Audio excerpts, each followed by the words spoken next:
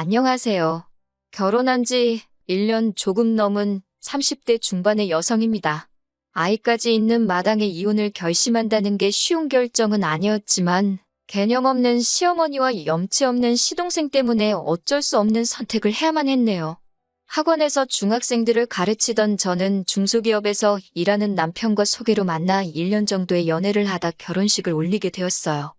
혼전 임신을 했기 때문입니다. 개인적으로는 제 이름으로 된 학원도 차리고 생활이 좀 더 안정이 되면 그때 결혼도 하고 엄마도 되고 싶었지만 생긴 애를 어찌할 수도 없으니 부부의 연을 맺게 되었습니다. 배가 불러오기 전에 웨딩드레스를 입고 싶었기 때문에 결혼 준비는 빠르게 진행되었습니다.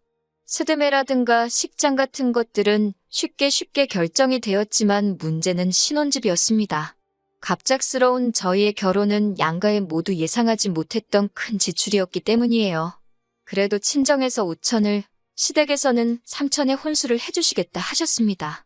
거기에 그동안 직장 생활을 하면서 각자 모아둔 돈의 대출금까지 합치니 방 2개짜리의 작은 아파트 전세를 들어갈 수 있었기에 어느 정도 구색은 갖출 수 있었습니다. 하지만 결혼식을 올린 직후부터 시어머니는 결혼 전과는 완전 다른 사람처럼 행동하셨어요.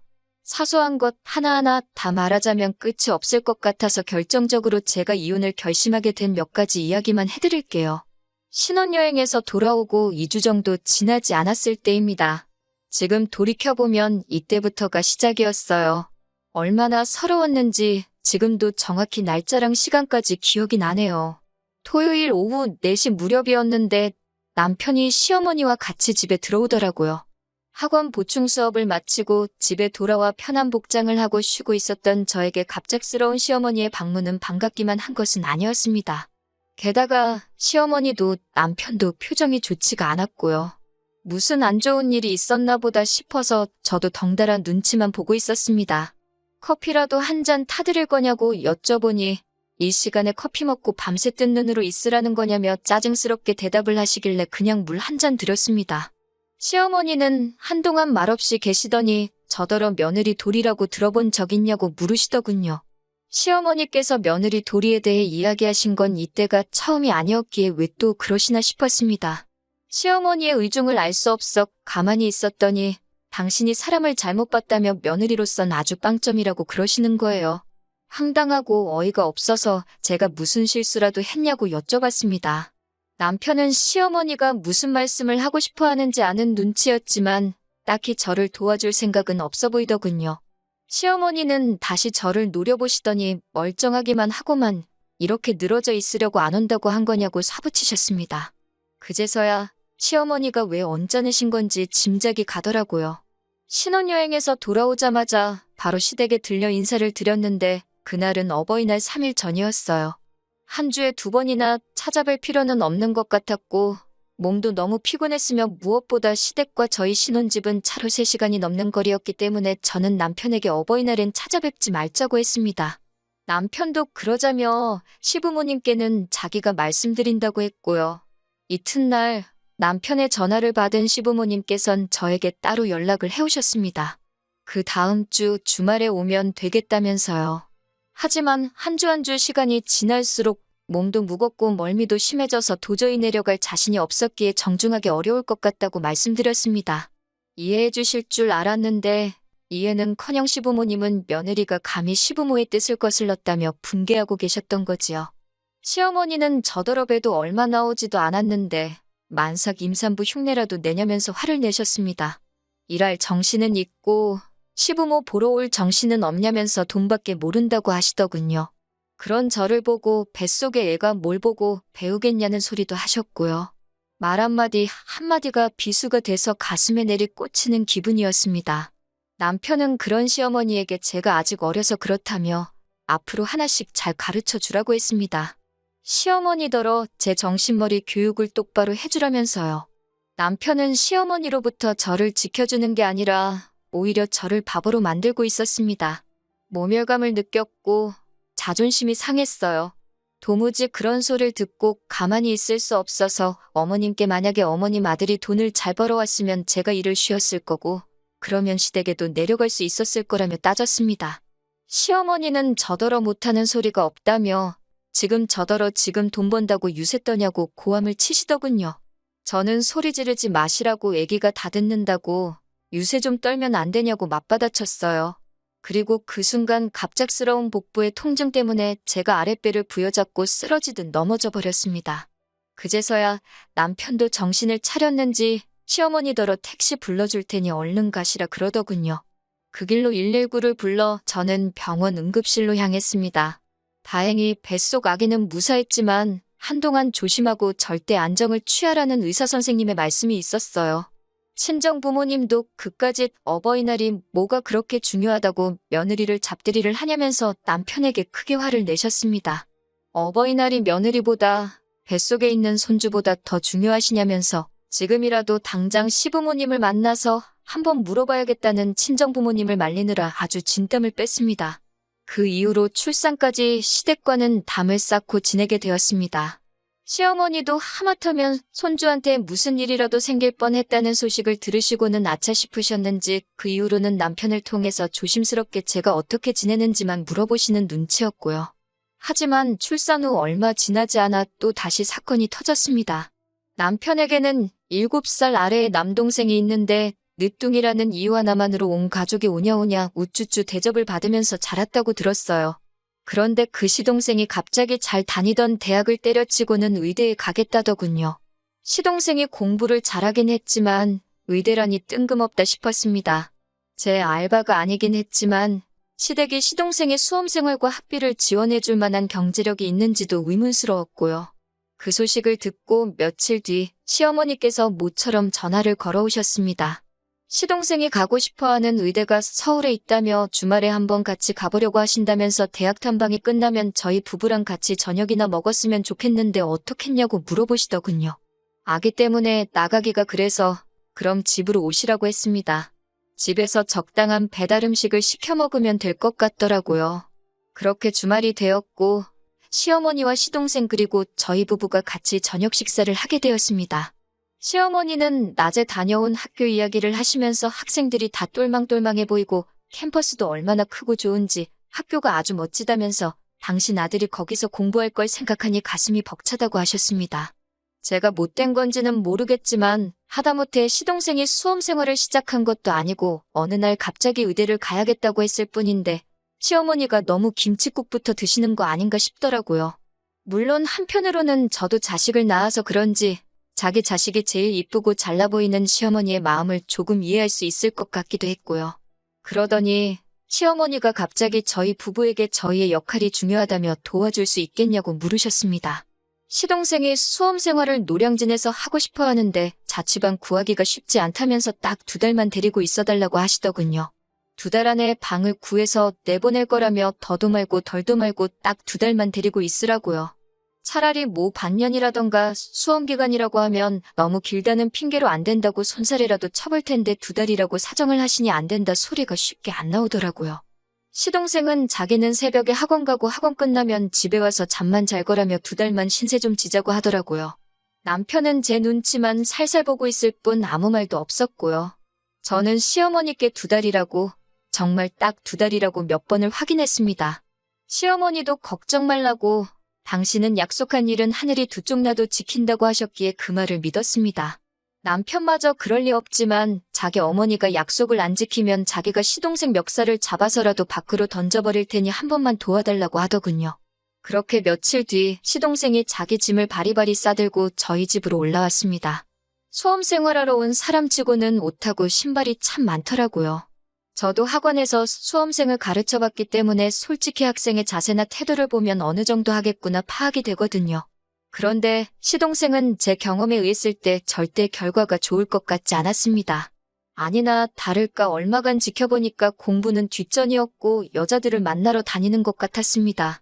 하지만 남편도 가만히 있는데 다 큰 시동생한테 이래라 저래라 하고 싶지도 않고 간섭한다 소리도 듣기 싫어서 모르는 척 해줬습니다. 약속한 대로 2달만 지나면 나갈 텐데 뭐하러 큰 소리를 내고 문제를 일으키겠어요. 무엇보다 제 딸 하나 돌보고 키우는 것도 일이었으니까요. 그런데 한 달 정도 지나서는 만나던 여자랑 잘 안 된 건지 갑자기 이제 마음 잡고 공부를 하겠다고 했습니다. 늦게라도 정신을 차려서 다행이다 싶기는 했는데 문제는 시동생의 학원은 집중이 안 된다며 집에서 공부를 해야겠다는 거예요. 그로 인해 남편 출근하고 나면 집에는 저랑 딸애 그리고 시동생 이렇게 셋만 남게 되었고요. 그 상황이 얼마나 불편하고 어색한지 겪어보지 않은 사람은 모를 거예요. 일단 옷 하나를 입어도 편하게 입을 수가 없었고 생리현상을 해결하는 것도 불편했어요. 특히 화장실 문제는 그 중에서도 가장 큰 골칫거리 중 하나였어요. 집이 작아서 화장실이 하나뿐이었는데 시동생은 남편과는 달리 청결과는 거리가 먼 사람이었습니다. 물도 잘 안 내리고 휴지도 아무데나 버리고 뭐라고 하면 깜빡했다며 실실 웃어넘기기 일쑤였습니다. 남편한테 한 소리 하라고 하면 늘 뒤치다꺼리를 가족들이 해버릇 해줘서 그렇다며 저더러 조금만 참아달라고 하더군요. 2달 금방 간다면서요. 시동생은 또 야식을 그렇게 좋아하는 사람이었는데 야식은 항상 라면이었습니다. 라면만 먹고 끝나는 게 아니라 찬밥도 한 그릇씩 꼭 말아먹었어요. 툭하면 딸애가 잠들 시간에 부엌에서 달그락거리며 라면을 끓여대는 것도 열받아 죽겠는데 형수 찬밥 없냐고 불쑥불쑥 안방문을 열고 물어봐대니 정말 패주고 싶었습니다. 결국 제발 저를 귀찮게 좀 하지 말라는 뜻으로 일부러 찬밥을 만들어서 냉장고에 넣어놓기 시작했습니다. 뿐만 아니라 시동생이 언젠가부터 아침밥을 달라고 하더라고요. 하지만 저도 남편도 아침밥을 먹는 사람이 아니었기 때문에 저는 밥을 대신할 만한 시리얼이랑 간편식 몇 가지를 집에 챙겨두었습니다. 제 딴에는 나름대로 최선을 다해서 챙겨준 거였지요. 진짜 문제는 2달이 지나도 시동생은 전혀 나갈 생각이 없어 보였다는 거예요. 알아서 나가주길 바라던 저는 결국 2달 하고 일주일이 되어갈 무렵 시동생에게 언제 나갈 생각이냐고 물었습니다. 시동생은 뻔뻔한 얼굴로 아무래도 좀 더 있어야 될 것 같다고 하더라고요. 집도 너무 비싸고 저희 집에 있으니까 돈도 안 들고 너무 좋다면서요. 어이가 없어서 그럼 우리 부부는 어떻게 하냐고 어린 조카 방을 계속 쓰겠다는 소리냐고 물었습니다. 시동생은 지금처럼 계속 이렇게 살면 되는 거 아니냐고 그리고 갓난아기가 왜 방이 필요하냐면서 저를 오히려 이상한 사람 취급하더라고요. 저는 결국 시어머니께 전화를 드렸습니다. 약속하신 2달이 지났는데 시동생이 나갈 생각이 전혀 없어 보이니 데리고 가셨으면 좋겠다고요. 그러자 시어머니는 저더러 전화 한번 잘했다면서 내가 그렇게 잘 부탁한다고 너한테 몇 번을 말했는데 어떻게 우리 늦둥이한테 그럴 수가 있냐면서 악을 쓰시더군요. 무슨 말씀이시냐고 제가 뭘 잘못하기라도 했냐고 그러자 우리 늦둥이 아침밥도 안 주고 뻑하면 찬밥이나 먹이지 않았냐면서 당신이 모를 줄 알았냐고 소리를 치셨습니다. 저도 가만히 듣고만 있을 수는 없었어요. 갓난 아기 있는 집에 다 큰 성인 남성을 무책임하게 맡겨놓으시고는 이제 와서 제가 굶기기라도 했다는 식으로 나오시면 곤란하다고요.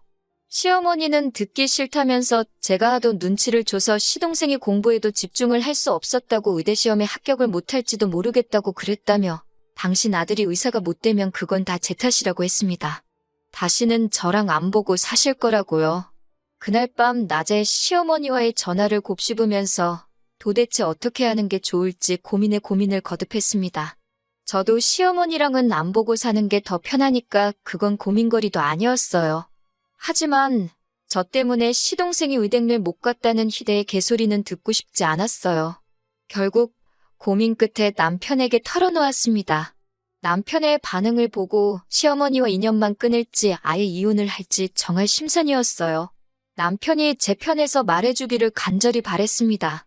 이혼만큼은 솔직히 하고 싶지 않았으니까요. 그런데 남편은 제 마음도 모르고 시동생이 그렇게 잘못된 길로 가면 형수로서 한마디 하지 그랬냐고 제 탓을 하더군요. 제 친동생이어도 그렇게 내버려 뒀겠냐면서 서운하다고 했습니다. 밥도 진수성찬을 차려달라는 것도 아니고 따뜻한 밥에 따뜻한 국 한 그릇이면 뚝딱 먹을 앤데 그걸 찬 우유에 시리얼만 주고 그랬으니 애가 얼마나 서러웠겠냐고요. 저도 정말 화가 나서 남편에게 내가 집에서 놀았냐고 따졌습니다. 어디서 거지보다도 더러운 인간을 집안에 밀어넣어 놓고는 그 수발 안 들어줬다고 내 탓을 하냐고요.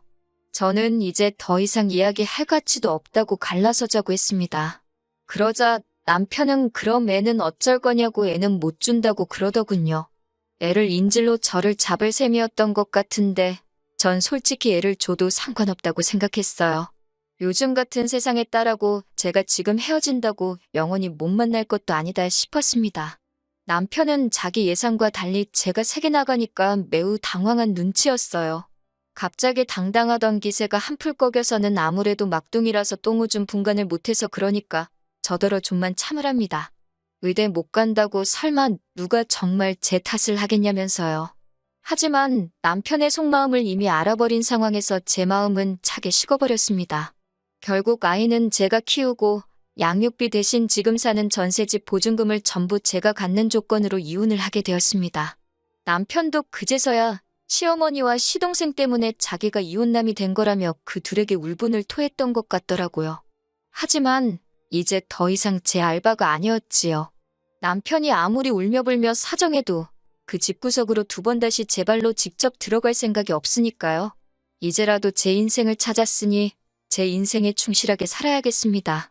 짧은 시간이었지만 아마 제가 평생을 희생했어도 그 집에서는 사람 대접이 아니라 식모 대접도 겨우 받았을 거라는 생각이 들어요.